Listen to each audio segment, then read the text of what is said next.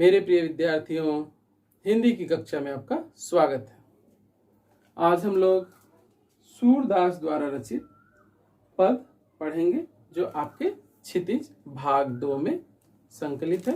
वह प्रथम अध्याय है। पिछली कक्षा में हम लोगों ने इसको पढ़ना, पिछले वीडियो में हम लोगों ने इसको पढ़ना प्रारंभ कर दिया था। आइए आज हम लोग पाठ को आगे बढ़ाते हैं। पिछली वीडियो में हमने पाठ के पीछे की कहानी, शब्दार्थ जाना था। आज हम लोग संदर्भ और प्रसंग सहित पहले पद की व्याख्या करेंगे। किसके साथ? संदर्भ,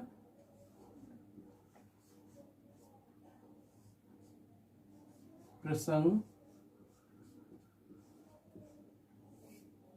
और व्याख्या।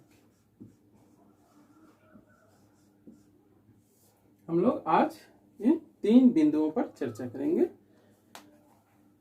पिछली क्लास में मैंने पहले पद को सस्वर पढ़ दिया था। आज मैं पुनः एक बार इस पद को पढ़ दे रहा हूं, फिर इस पाठ का संदर्भ, प्रसंग और व्याख्या देखेंगे। और संदर्भ क्या है, प्रसंग क्या है और व्याख्या क्या है, ये मैं आप लोगों को बताऊंगा। हमारा पहला पद है, ऊधव तुम हो अति बड़ भागी। ऊधव तुम हो अति बड़ भागी, अपरस रहत स्नेह तगातै, नाहिन मन अनुरागी। पुरैनी पात रहत जल भीतर, तारस देह न दागी। ज्यों जल माह तेल की गागरी, बूंद न ताको लागी। प्रीति नदी में पाँव न बोरियो, दृष्टि न रूप परागी। सूरदास अबला हम भोरी, गुर चाटी जो पागी। आइए अब इस पद का संदर्भ क्या है वह जान लेते हैं। तो सबसे पहले हम लोग देखते हैं कि संदर्भ क्या है।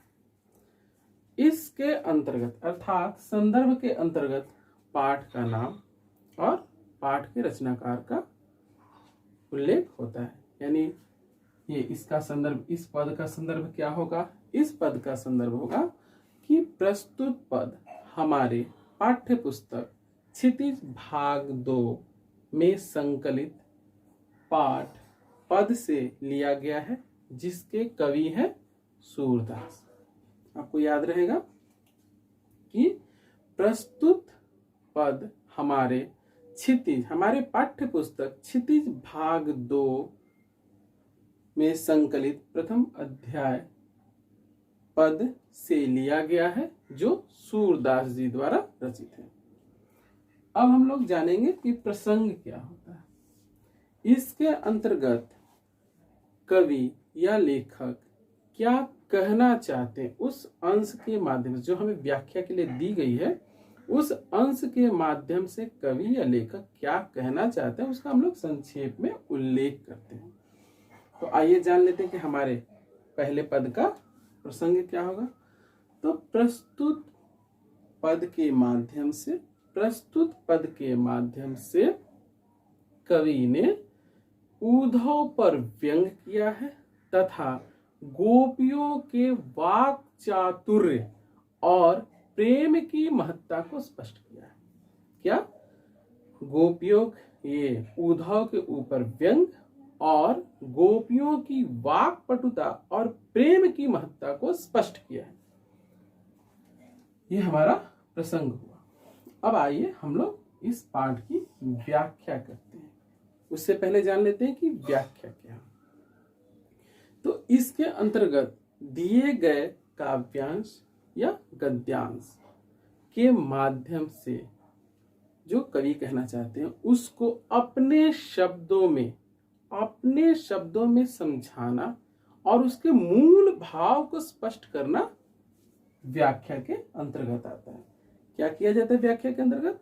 दिए गए अंश को, अर्थात काव्यांश हो या गद्यांश हो, गद्य हो या पद्य हो, जो उसका अंश दिया रहे, उसको अपने शब्दों में समझाना और उसके मूल भाव को स्पष्ट करना होता है। तो आइए आज हम लोग पहले पद की व्याख्या करते हैं।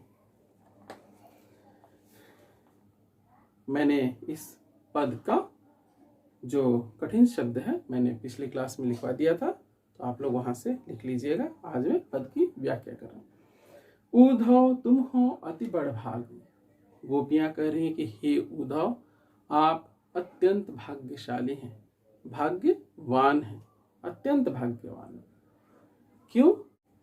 अपरस रहत स्नेह तगात, नाहिन मन अनुरागी। आप श्री कृष्ण के पास रहते हुए भी प्रेम से अछूते हैं, अलिप्त हैं, इसलिए आप भाग्यवान हैं। यह कहकर गोपियां उन पर व्यंग कर रही हैं, उन पर कटाक्ष कर रही हैं, उनको ताने मार रही हैं। उसके बाद उदाहरण देती हैं। पुरैनी पात रहत जल भीतर, तारस देह न दागी। जिस तरह से कमल का पत्ता जल में रहता, अर्थात जल से लगकर रहता है, फिर भी उसके शरीर पर अर्थात कमल के पत्ते पर पानी की बूंद की दाग नहीं होती और ना ही उस पर पानी ठहरता है, ठीक उसी तरीके से आप भी श्री कृष्ण के समीप रहकर प्रेम से दूर हैं। दूसरा उदाहरण देती हैं। ज्यों जल माह तेल की गागरी, बूंद न ताको लागी। जैसे अगर तेल के घड़े को अर्थात तेल लगे घड़े को जल में डुबाया जाए तो उस पर पानी की बूंद नहीं ठहरती, आप भी उसी तरह से प्रेम से दूर हैं, अछूते हैं। प्रीति नदी में पाँव न बोरियो, दृष्टि न रूप पर आ गया। आपने कभी प्रेम की नदी में पैर डुबाया ही नहीं। गोपियां क्या कर रही हैं कि हे उद्धव जी, आपने प्रेम की नदी में कभी पैर डुबाया ही नहीं और आपकी दृष्टि किसी के प्रति आसक्त हुई ही नहीं, यानी किसी के प्रेम के प्रति आकर्षित हुई ही नहीं, आसक्त हुई ही नहीं, तो आप कैसे प्रेम के महत्व को जान पाएंगे। पुनः कहती हैं, सूरदास कह रहे हैं कि गोपियां कह रही हैं कि सूरदास अबला हम भोरी, गुड़ चाटी चौपागी। जैसे चींटियां गुड़ के प्रति आकर्षित होकर, आसक्त होकर उससे चिपक जाती हैं, उससे लिपट जाती हैं, ठीक उसी तरीके से हम गोपियों की स्थिति भी है।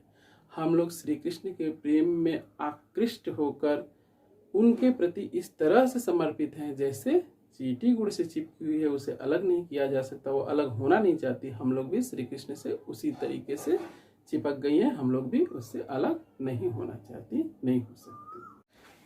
आइए अब इसमें आए विशेष बात, इस पद में आए विशेष बातों को जान लेते हैं। विशेष, अगला हमारा पॉइंट है विशेष। तो प्रस्तुत पद में गोपियों के प्रेम की जो तन्मयता है उसका साकार चित्र उपस्थित हुआ है। किसका? प्रेम की तन्मयता का साकार चित्र उपस्थित हुआ है। इसके साथ साथ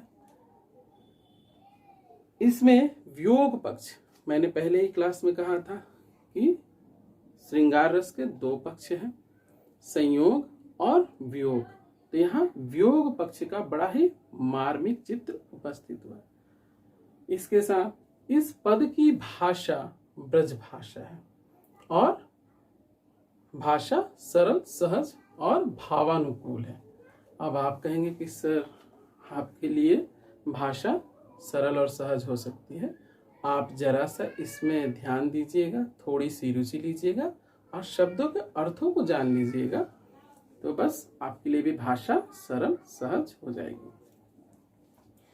पुरैनी पात में प वर्ण की आवृत्ति होने से यहाँ अनुप्रास अलंकार। इसके साथ साथ उद्धव तुम हो अति बड़भागी में वक्रोक्ति अलंकार का प्रयोग है। किस अलंकार का?